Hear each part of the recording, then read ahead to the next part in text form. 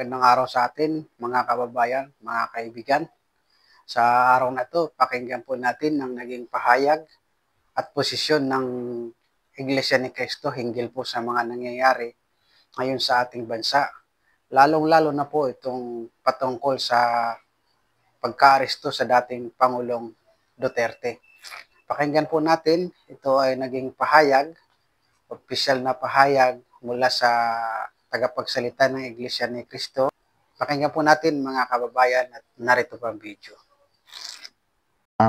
Ngayon po, ano po ba ang posisyon ng Iglesia ni Cristo sa usapin tungkol po sa dating Pangulong Rodrigo Duterte? Ayan po, we come to the crux of the matter. Yes po, opo.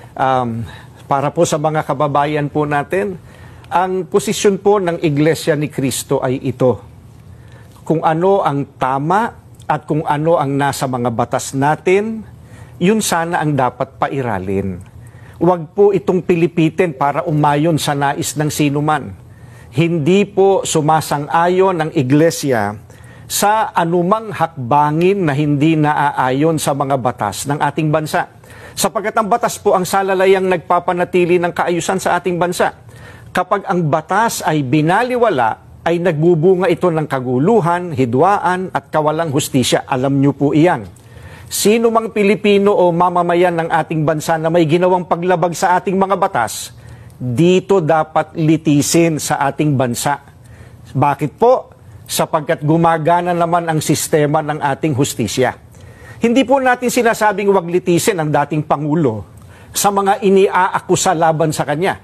Ang saganang amin po, nagtitiwala ang Iglesia ni Cristo sa integridad at kakayahan ng hudikatura para pagpasyahan ng ganitong bagay at usapin.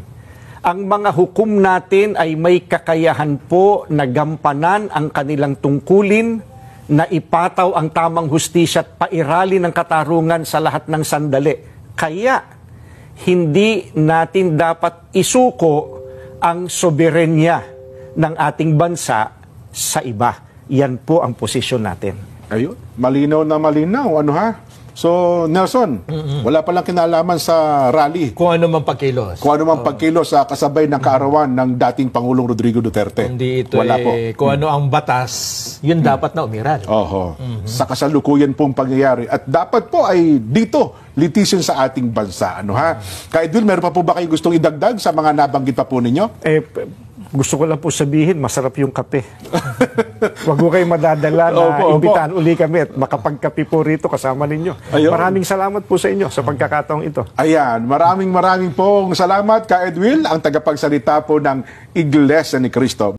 Yun mga kabayan, na pakinggan naman natin ang naging posisyon ng Iglesia ni Cristo hinggil po sa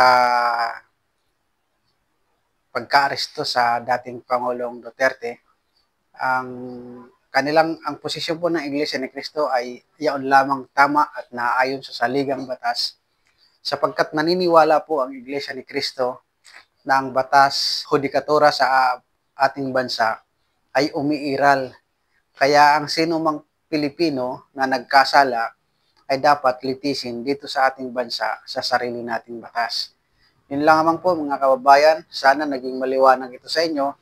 At ukol naman po sa mga ugong-ugong na magrarally sa darating na birthday ni dating Pangulong Rodrigo Duterte, ay wala po yang katotohanan, sapagkat maliwanag ang naging pahayag ng tagapagsalita ng Iglesia ni Cristo. Magandang araw sa ating lahat.